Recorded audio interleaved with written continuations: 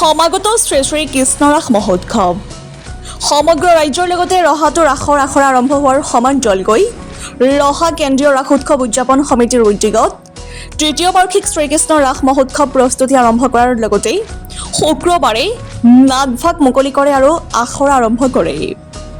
ৰহা কেন্দ্ৰীয় ৰাস মহোৎসৱ অহা 23 আৰু 24 নৱেম্বৰৰ পৰা দুদিনীয়া কাৰ্যসূচীৰে ৰহা ক্ৰীড়া সন্থাৰ খেলপথাৰত অনুষ্ঠিত হ'ব।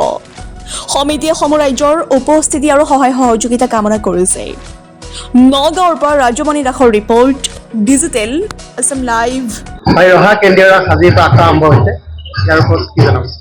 হয়, পোনপ্ৰথমে ৰহা কেন্দ্ৰীয় ৰাস উৎসৱ উদযাপন সমিতিৰ তৰফৰ পৰা আমি আমাৰ প্ৰাণৰ শিল্পী জুবিন গাৰ্গৰ ন্যায় বিচাৰিছোঁ পোনপ্ৰথমে। ইয়াৰ পাছতে আমি সমগ্ৰ অসমবাসীকে আগন্তুক ৰাস পূৰ্ণিমাৰ আন্তৰিক শুভেচ্ছা জনাইছোঁ। যদিও অসমবাসী বৰ্তমান শোকত আছে, তথাপিও আমি আমাৰ পৰম্পৰা ৰক্ষা কৰিব লাগিব।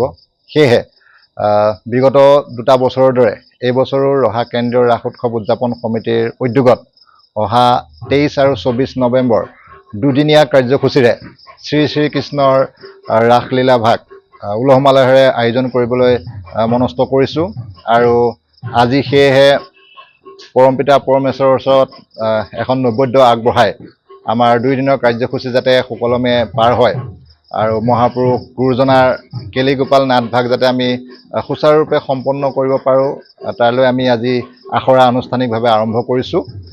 আৰু এই কাৰ্যসূচীসমূহত সমগ্ৰ ৰহাবাসীৰ সহায় সহযোগিতা আমি আন্তৰিকতাৰে কামনা কৰিছোঁ। দুদিনীয়া কাৰ্যসূচী 23 নৱেম্বৰ তাৰিখে বৃহত্তৰ ৰহা অঞ্চলৰ বিশেষ যিসকল মহিলা শিল্পী, মহিলা যুৱতী, তেখেতলোকৰ দ্বাৰা কেলিগোপাল নাটভাগ মঞ্চস্থ কৰা হ'ব।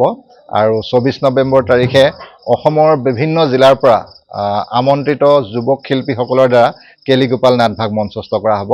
আমাৰ 2টা দিনত এইখিনি কাৰ্যসূচী থাকিব। আৰু ইয়াৰ লগতে আমাৰ প্ৰাণৰ শিল্পীগৰাকীৰ শ্ৰদ্ধাঞ্জলি অনুষ্ঠানো আছে। গতিকে সমূহ অনুষ্ঠানতে অসমবাসীৰ উপস্থিতি আৰু সহায় সহযোগিতা আন্তৰিকতাৰে কামনা কৰিছোঁ।